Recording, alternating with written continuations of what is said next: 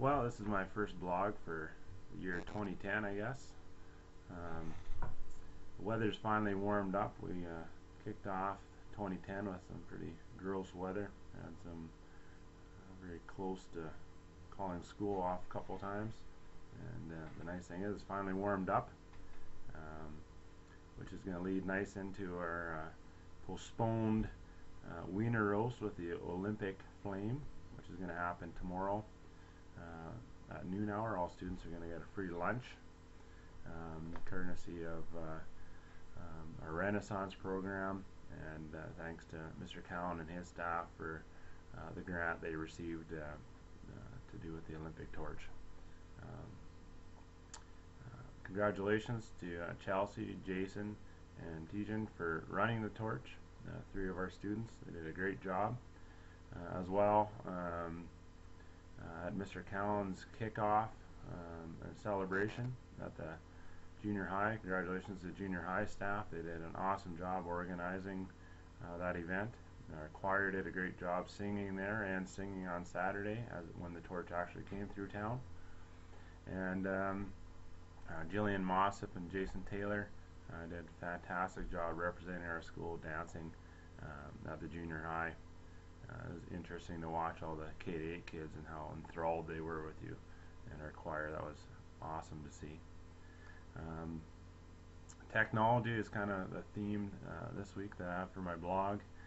Talking a lot about what we're doing with the LWICT at the high school. That's technology use.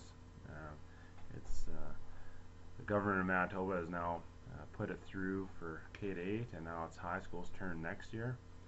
With some activities planned, and we're doing a lot of planning right now as far as buying equipment and professional development, talking about how we're going to roll that out. And one big discussion is, how do you go from, inclusion and substitution to infusion? And a good example of that is, if we put a smartboard in the classroom and the teacher writes on the smartboard versus the chalkboard, well, that's simply substitution. We really haven't changed anything other than the medium and or the tool we're using to transfer information. Infusion would be more of looking at Bloom's taxonomy, for example, where it's not just transfer of knowledge, it's using technology to enrich the learning. A good example, I'll pick on Mr. Oldcorn at the junior high. He's having students have to journal. So whatever he's teaching and facilitating in his classroom, students have to write those concepts back and explain them in their words, which would be synthesis, which would be high on Bloom's taxonomy, and post them on his blog. So students, if they need to refresh themselves of a topic, they can go online and read what their classmates have put up there in words and pictures, and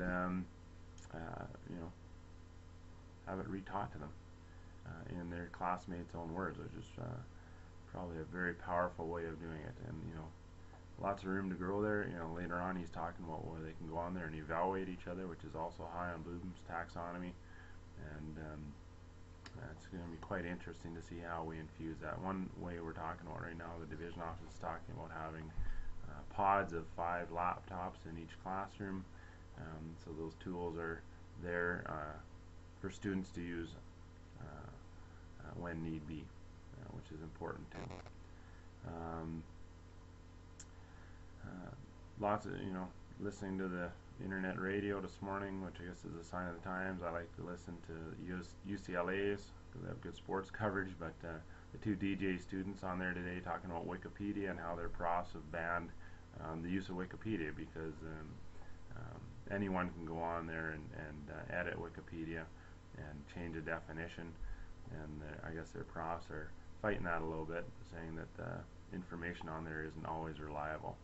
And so with technology comes a lot of growing pains and a lot of change.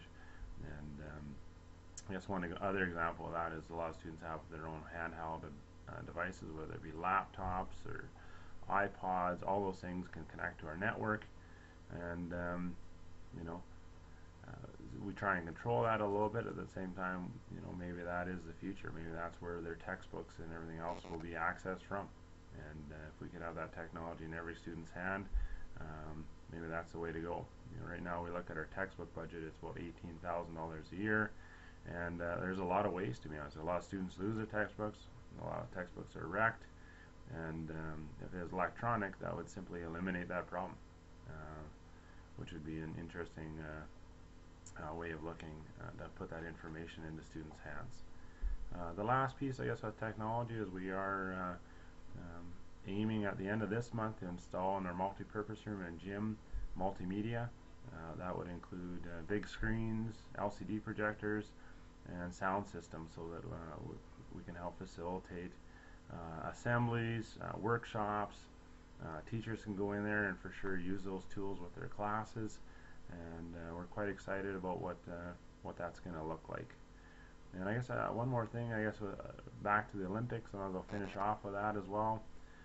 Foster White, our student council president, is putting together a whole bunch of activities at noon hour for students to participate in, to build up to the Olympics and to participate in during the Olympics. And we're definitely hoping a lot of students get involved in that. And it's a great way just to stay busy at noon hour, so students don't have idle times on their hands, and it's definitely part of, you know, producing the school climate that we want. So parents, you know, definitely encourage your son or daughter to take a risk and sign up for at least one activity, and students sign up, because I guarantee you we have all different kinds of activities, so there should be at least one activity that sparks your interest, and take a risk and get involved. Thanks. That's my blog for the week.